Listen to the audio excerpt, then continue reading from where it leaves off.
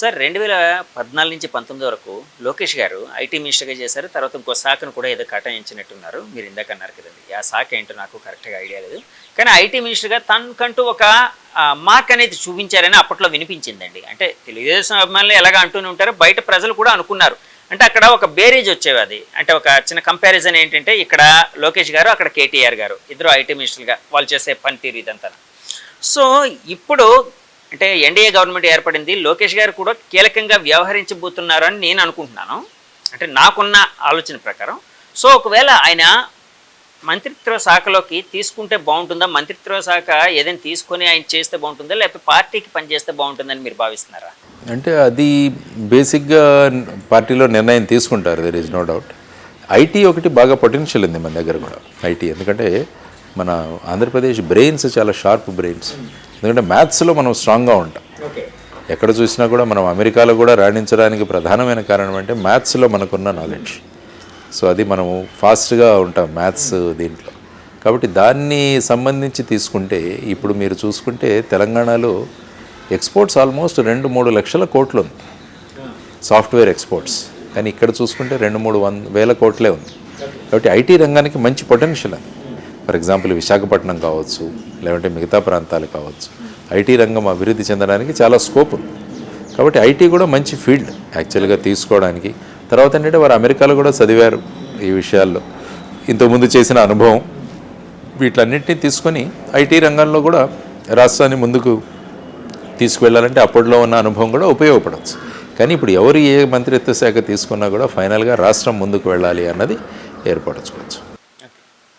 ఎందుకంటే శాంతి భద్రతలు కూడా చాలా ముఖ్యం. జనరల్గా ఏంటంటే గవర్నమెంట్ దాన్ని బట్టి ఆటోమేటిక్గా శాంతి భద్రతలు సెట్ అవుతాయి.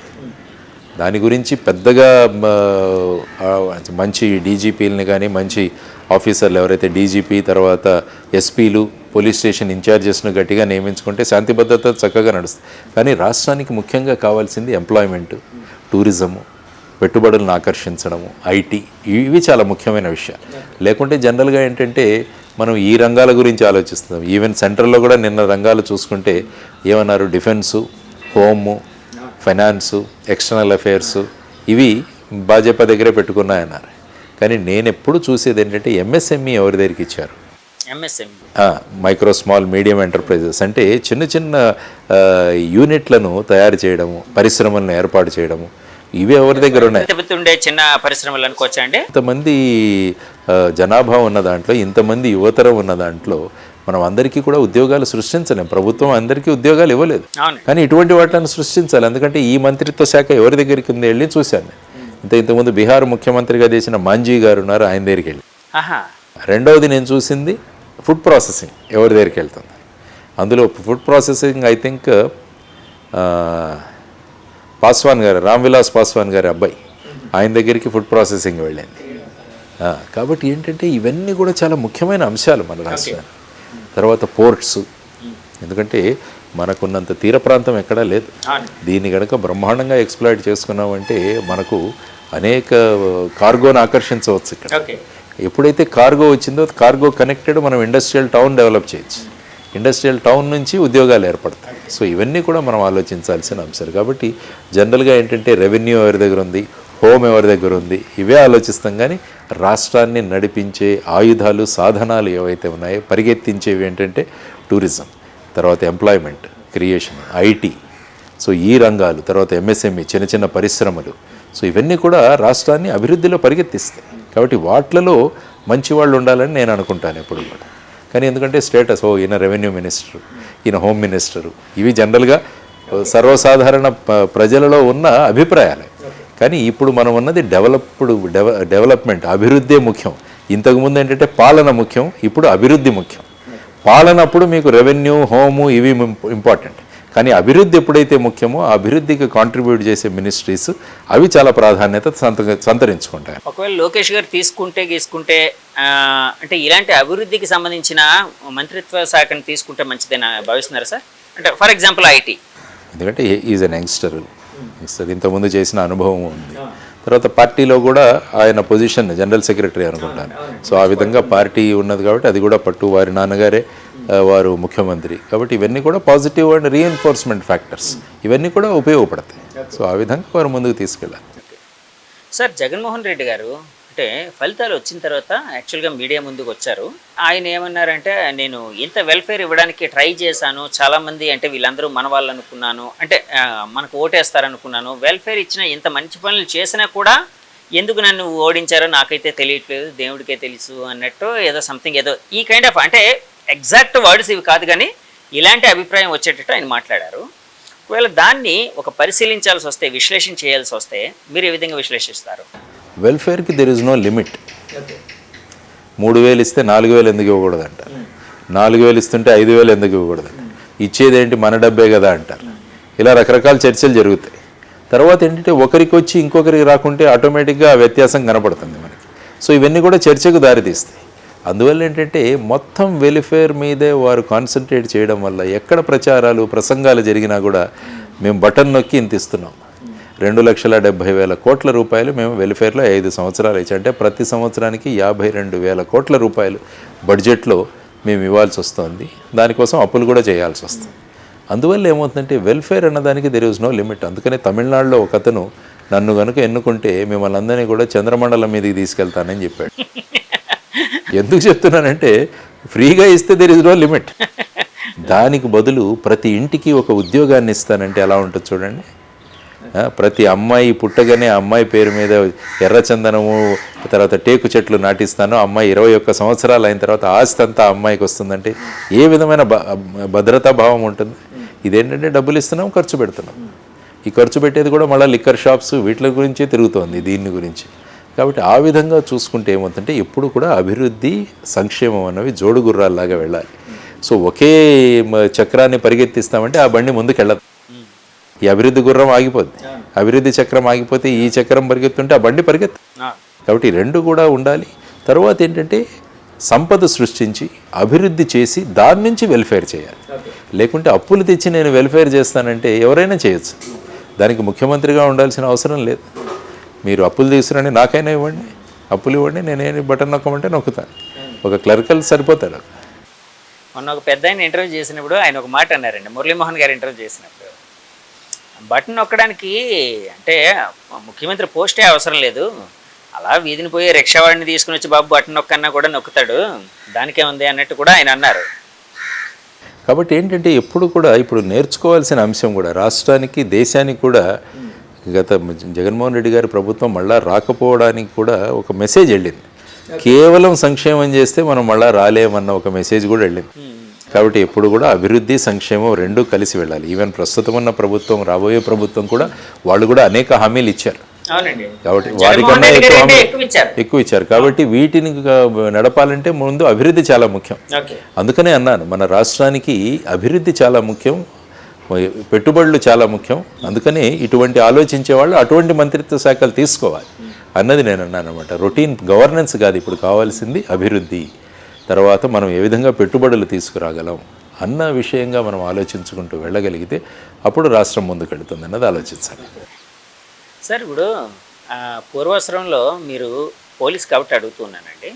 యాక్చువల్గా ఇప్పుడు కొత్త గవర్నమెంట్ అంటే చంద్రబాబు నాయుడు గారు ఇంకా గవర్నమెంట్ ఇంకా టేక్ ఓవర్ చేయలేదు, అంటే తీసుకోలేదు, ఆయన ఇంకా ఆ పగ్గాలు చేపట్టలేదు, కానీ గవర్నమెంట్ అయితే ఏర్పడింది. సో రేపు ప్రమాణ స్వీకారం ఉంది. కానీ ఎప్పుడైతే గవర్నమెంట్కి అంటే ఎన్డీఏ కూటమికి యునానిమస్గా ఒక మెజారిటీ వచ్చిందో చాలామంది ముఖ్యమైన అధికారులని తప్పించడం అంటూ జరిగింది. ఫర్ ఎగ్జాంపుల్ డీజీపీ గారు, అలాగే ఎవరు ఇంటెలిజెన్స్ చీఫ్ సీతారామాంజనేయులు గారిని లీవ్లో పంపించడం జరిగిందని విన్నానండి, చూశాను, న్యూస్ అయితే చూశాను, అది ఎంతవరకు కన్ఫర్మ్ నాకు తెలీదు. ఇట్లా కొంతమంది అంటే అధికారులను తప్పించడం అంటూ అంటే పక్కన లూప్ లైన్లోకి పెట్టడం ఇలాంటివన్నీ జరిగింది. అంటే ఎందుకు సార్ ఈ ప్రాసెస్ ఎందుకు నడుస్తూ ఉంటుంది? అంటే వాళ్ళు ఇంతకుముందు గవర్నమెంట్కి కొంచెం ఏకపక్షంగా వ్యవహరించారన్న కారణం చేత కావచ్చు అంటారా? అధికారులు కూడా కొంత మర్యాద ఉంటుంది, ఓకే, ఒక లిమిట్ ఉంటుంది. అంటే ఏముందంటే మనం పార్టీ కార్యకర్తలు కాదు, ఎప్పుడు మనం రాష్ట్ర అభివృద్ధి కోసం వచ్చాం కానీ ఆ పార్టీ అభివృద్ధి కోసం రాలేదు. అందుకనే బ్యూరోక్రసీ ఎప్పుడు కూడా పర్మనెంట్గా ఉంటుంది. వీళ్ళు 5-5 సంవత్సరాలకు ఎన్నికలు ఫేస్ చేసి ప్రజల అభిమతం మటుకు వీళ్ళు రాజ్యంలోకి వస్తుంటారు, అధికారంలోకి వస్తుంటారు. కానీ బ్యూరోక్రసీ అన్నది 30-35 సంవత్సరాలు సుమారుగా ఒక్కొక్కరు పనిచేస్తారు. అందువల్ల ఇందులో అనేక ప్రభుత్వాలను చూస్తారు, అనేక మంది వ్యక్తులను చూస్తారు. కాబట్టి వాళ్లకు మనం గైడెన్స్ ఇవ్వాలి. వాళ్లకు మనం చెప్పగలగాలి, చట్టం ఇలా చెబుతుంది, ఇలా చేస్తే ఈ విధమైన పరిణామాలు ఎదుర్కోవాల్సి వస్తుంది. అలా చెప్పింది పోయి చాలామంది ఏంటంటే వాళ్ళు ఏం చెప్తే అది చేయడానికి సిద్ధంగా ఉంటున్నారు. అది తప్పు. ఎందుకంటే రేపు ఏదైనా జరిగితే ఇరుక్కునే వాళ్ళు వీళ్ళే, అధికారులే. ఎందుకంటే మొత్తం మీద ఫైల్లో ఉంటుంది కదా ప్రతి విషయం, ఫైల్లో రాసి ఉంటారు అభిప్రాయాలు. మరి మీరు అది కరెక్ట్ కాకుంటే మీరు ముందు ఎందుకు రాయలేదని అడుగుతారు. కాబట్టి రేపు ఎప్పుడు కూడా అంటుంటారు, ఇన్వెస్టిగేషన్లో మనుషులు మాట్లాడరు, ఫైల్స్ మాట్లాడతాయండి. ఓకే. కాబట్టి ఆ ఫైల్ మీద మనం ఏం చేశాము, ఎందుకంటే పేపర్లో ఉన్నదానికి రేపు సమాధానం ఇవ్వాలి మనం. అందువల్ల ఏంటంటే బ్యూరోక్రసీ కూడా, యంత్రాంగం కూడా వారికి సరియైన సలహాలు సూచనలు ఇచ్చి వారిని, ఎందుకంటే అల్టిమేట్గా రాష్ట్రం అభివృద్ధి చెందాలనేది చాలా ముఖ్యమైన విషయం. ఆ వ్యక్తి యొక్క కనుసన్నల్లో ఉండి మనమేదో పోస్టింగులు తెచ్చుకుందామని ఎవరు అనుకోకూడదు. ప్రతి పోస్టింగ్లో కూడా చేయడానికి ఏదో ఒకటి చేయొచ్చు. ఏ పోస్టింగ్ అయినా కూడా మీరు చేయవచ్చు.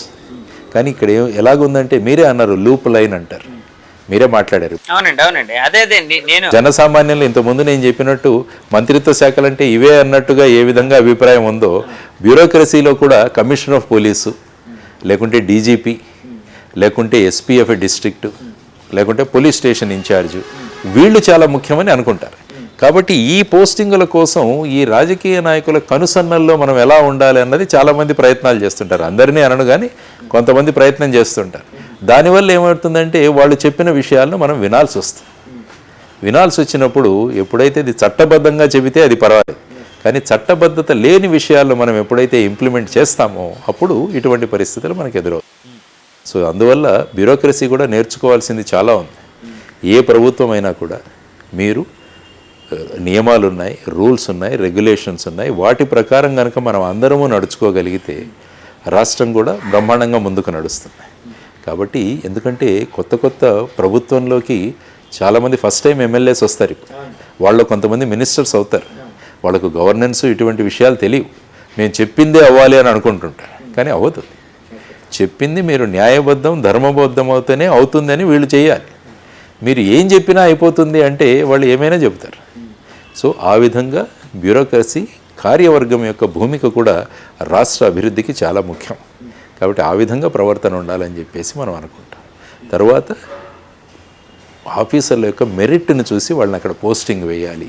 వాళ్ళ సామాజిక వర్గాన్ని చూసో, లేకుంటే మాకు ఏం చెప్పినా నో అనరో, ఇలాంటివి క్రైటీరియా పెట్టుకొని వాళ్ళని కనుక వేసుకోగలిగితే రేపు అటు ప్రభుత్వము దాని పర్యవసనాలను అనుభవించాల్సి వస్తుంది, రాష్ట్రం కూడా అవుతుంది. కాబట్టి merit should be given the priority.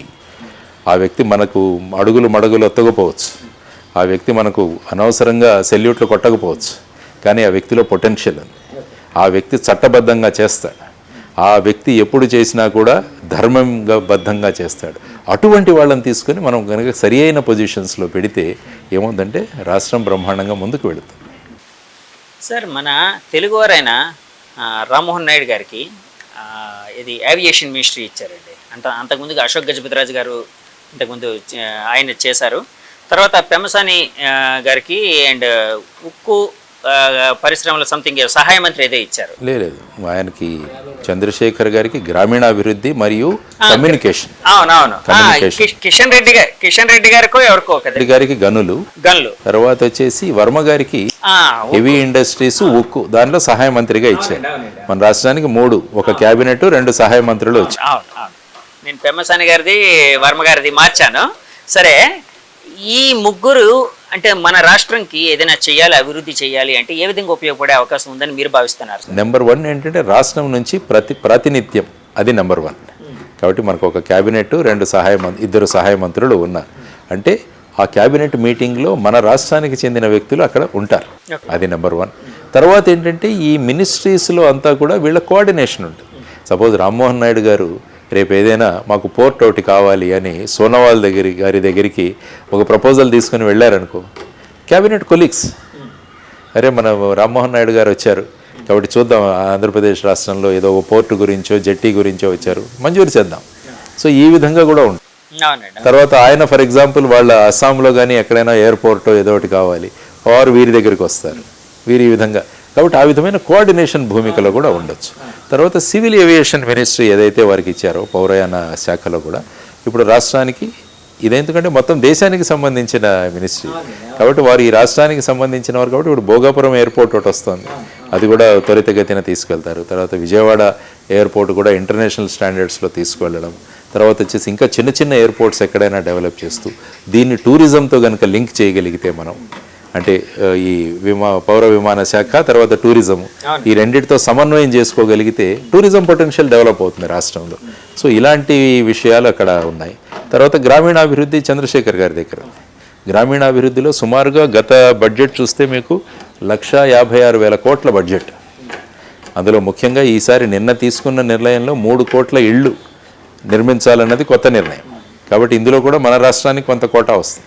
తర్వాత 73-74 సవరణలను బట్టి డైరెక్ట్గా గ్రామ పంచాయతీలకు ఫండ్స్ ట్రాన్స్ఫర్, అంటే గ్రామ పంచాయతీలు బ్రహ్మాండంగా తయారవుతాయి. సో ఇలాంటివన్నీ కూడా గ్రామీణాభివృద్ధిలో మనం తీసుకుంటాం. కానీ గ్రామీణాభివృద్ధి శాఖకి సంబంధించి ఒక మాట అయితే వినిపిస్తుందండి, అంటే వ్యతిరేక వర్గాల నుంచి. యాక్చువల్గా ఇతను చాలా కాలం నుంచి అమెరికాలో పెరిగారు, అమెరికాలో ఉద్యోగం చేశారు, అలాంటి వ్యక్తికి గ్రామీణ కోసం ఎక్కడిచ్చారు, అసలు ఇలాంటి వ్యక్తికి భారతదేశంలో ఉండే గ్రామీణ పరిస్థితుల కోసం ఏం తెలుస్తుంది అని చెప్పి వైసీపీ నాయకులు కొంతమంది అంటున్నట్టు రకరకాల వైరల్గా కొన్ని మాటలు అయితే వినిపిస్తూ ఉన్నాయండి. ప్రభుత్వము పాలన ఇదంతా కామన్ సెన్స్. నువ్వు సర్వసాధారణ వ్యక్తి యొక్క భావాలకు ఏ విధంగా స్పందిస్తున్నావు అన్న దాని మీద ఆధారపడి, లేకుంటే నేను పెద్ద ఎక్స్పర్ట్ కావాలి, రేపు ఒక పైలట్ని తెచ్చి రామ్మోహన్ నాయుడు గారి ప్లేస్లో కూర్చోబెట్టి, ఎందుకంటే సివిల్ ఏవియేషన్ మినిస్టర్ కాబట్టి ఆయన పైలట్, మంచి పైలట్ కాబట్టి ఆయన అందులో ఇద్దామని. ఇలా అవ్వదు కదా, మంచి రైల్వే డ్రైవర్ని తెచ్చి రైల్వే మంత్రిత్వ శాఖ ఇవ్వడం, ఇలా మాట్లాడినట్టు ఉంటుంది దాన్ని. అలా కాదు, మనిషి యొక్క ఆలోచన, మనిషి స్పందించే తీరు, మనిషిలో ఉన్న ఇనిషియేటివ్, ఇవన్నీ కూడా బ్రహ్మాండంగా మనము ముందుకు తీసుకెళ్ళవచ్చు. మనమంతా కూడా ఎన్నెన్ని విషయాలు నేర్చుకుంటామండి చిన్నప్పుడు కూడా, సడన్గా ప్రతిరోజు నేర్చుకుంటూ ఉంటాము. రేపు మీరు జర్నలిస్ట్గా మీరు ఉన్నారు, ముందు తెలియదు కాబట్టి మీరు జర్నలిస్ట్గా అయిపోయారు. ఏముంది, ఒక విషయం పట్ట వెళ్ళి ఒక 4 గ్రామాల్లో ఉంటే, వారు కూడా గ్రామ బ్యాక్గ్రౌండే వారిది కూడా. చంద్రశేఖర్ గారు కూడా ఐ థింక్ గుంటూరు పరిసర ప్రాంతాలు, ఐ థింక్ బుర్రిపాలెం పరిసర ప్రాంతాలు, బుర్రిపాలెం వారు కాబట్టి ఆయన కూడా గ్రామంలో పుట్టిన వ్యక్తి. కాబట్టి భారతదేశం అంటేనే గ్రామాలు. మనం ఏదో సిటీలు అనుకుంటుంటాం కానీ మనం అందరం కూడా గ్రామాలకు సంబంధించిన వాళ్ళమే. గ్రామాల్లో ఉన్న సమస్యలు ఏంటి, ఏం కావాలి, ఇల్లు కావాలి, చక్కని ఉద్యోగాలు కావాలి, డ్రైనేజ్ వ్యవస్థ కావాలి, మంచి ఆరోగ్యం కావాలి, ఇవే కావాల్సి ఉంటుంది. దాంట్లో ఏముంది నేర్చుకోవడానికి. అంత ఆయన వెళ్ళి అమెరికాలోనే అంత పెద్ద పొజిషన్లోకి వెళ్ళి ఆయన హాప్కిన్స్ ఇన్స్టిట్యూట్లో ఆయన డాక్టర్గా పనిచేశారని నేను విన్నా. అటువంటి ఇన్స్టిట్యూట్లో పనిచేసిన దానికి దీన్ని నేర్చుకోవడానికి ఎంత టైం పడుతుందని, ఆల్రెడీ గ్రామానికి చెందినవారే. ఇవన్నీ రాజకీయ విమర్శలు ఉంటాయి, ఆటోమేటిక్గా ఉంటాయి. ఎందుకంటే ప్రతిదీ కూడా రాజకీయ విమర్శగా చేయాలనుకుంటే ప్రతిదీ దాన్ని విమర్శ చేయొచ్చు. ఎందుకంటే ఈ దేశంలో అత్యంత సులభమైన పనిది ప్రతిదాన్ని విమర్శించడం అంత సులభం ఏదీ లేదు, ప్రశ్నించడం అంత ఏది సులభం. సార్, విమర్శించడానికి స్థాయి కూడా అవసరం లేదు కదండి, ఎవరినైనా విమర్శించవచ్చు. సమాజంలో ఉన్న విమర్శన చేసే స్థాయి మనం చూసుకుంటే ఎంత దిగజారిపోయామంటే, మంచి మాటలు ఎవరైనా చెబుతుంటే కూడా వారిని ఈ ట్రోల్ అన్నది ఒకటి కొత్తగా ఏర్పడింది. ఎందుకంటే పని పాట లేని ప్రతి ఒక్కడు కూడా ఇప్పుడు సోషల్ మీడియాలో ఉంటాడు, ఏదో ఒకటి రాస్తూ ఉంటాడు. కానీ అవన్నీ పట్టించుకుంటూ పోతుంటే, అందుకనే అన్నారు స్వామి వివేకానందుల వాడు అంటుంటా, నువ్వు మార్గంలో నడుస్తున్నప్పుడు నీ మీద రాళ్ళు వేసే వాళ్ళ గురించి నువ్వు ఆగి ఆ రాయి ఎత్తుకొని మళ్ళా వాళ్ళను కొట్టే దీంట్లో నువ్వు బిజీగా ఉంటే నీ గమ్యాన్ని నువ్వు చేరుకోలేవంటాడు. కాబట్టి వీరందరూ కూడా ఇటువంటి విమర్శలను పట్టించుకోకుండా మన గమ్యం ఉంది, ఏది రాష్ట్రాభివృద్ధి, దేశాభివృద్ధి. కాబట్టి ఆ దిశగా మనం ప్రయత్నం చేద్దామన్న లక్ష్యంతో వాళ్ళు వెళ్ళారు. తర్వాత వర్మ గారికి కూడా స్టీల్ ఇండస్ట్రీ కూడా మినిస్ట్రీ ఆఫ్ స్టీల్లో, తర్వాత హెవీ ఇండస్ట్రీస్ నర్సాపురం ఎంపీగా వారు ఉన్నారు. కాబట్టి వారికి ఉన్న అనుభవంతో కూడా ముఖ్యంగా మన కడప స్టీల్ ప్లాంట్, తర్వాత విశాఖపట్నం స్టీల్ ప్లాంట్ ప్రైవేటీకరణ, ఈ 2 అంశాలు ఉన్నాయి. తర్వాత బయారం స్టీల్ ప్లాంట్ ఉంది. సో వీటిలన్నిటి గురించి కూడా వారు చేయొచ్చు. తర్వాత హెవీ ఇండస్ట్రీస్, ఎందుకంటే మా జై భారత్ నేషనల్ పార్టీ ఏం కోరుకున్నామంటే ప్రతి నియోజకవర్గంలోనూ ఒక భారీ పరిశ్రమ ఏర్పాటు చేయగలగాలి. ఎందుకంటే ఉద్యోగాలు సృష్టించడంలో పరిశ్రమల వాటా చాలా ఉంటుంది. మీరు అదే చూసుకుంటే ఇప్పుడు తమిళనాడు గురించి ఒకసారి మాట్లాడతాను. తిరుపూర్ అనే ఒక ప్రదేశం ఉంది, తిరుపూర్. అందులో ఈ నెట్వేర్ ఎక్కువగా ఉంటుంది, అంటే మన బనియన్లు ఇలాంటివన్నీ చేస్తారు, అండర్ గార్మెంట్స్ ఎక్కువగా తయారు చేస్తారు. అక్కడ సుమారుగా 8 లక్షల మంది ఉద్యోగులు ఉన్నారు, 8 లక్షల మంది పనిచేస్తారు అక్కడ. కాబట్టి చూడండి, మీకు ఫాక్స్కాన్ అనే సంస్థ ఏదైతే ఉందో, అంటే ఈ మొబైల్స్ ఇవన్నీ చేసేవాళ్ళు, వాళ్ళ మొత్తం ఇంటర్నేషనల్లో 8 లక్షల మంది ఉద్యోగులు ఉన్నారు వాళ్ళ దగ్గర. ఒక్క తిరుపూర్లో ఒక ఇండస్ట్రీలోనే ఈ నెట్వేర్లో సుమారుగా 8 లక్షలు ఉన్నాయి. కాబట్టి అటువంటి ఇండస్ట్రీస్ ఒక్కొక్క ప్రాంతానికి ఒక్కొక్కటి డెవలప్ చేయగలిగితే మనం ఎంతమందికి మనం పొటెన్షియల్గా ఇవ్వచ్చు చూడండి. కాబట్టి అక్కడ ఆయన భారీ పరిశ్రమలు, ఇక్కడ పరిశ్రమలు, వీరిద్దరూ కనుక ఎవరు వచ్చి కలవగలిగితే మనం ఖచ్చితంగా ముందుకు తీసుకు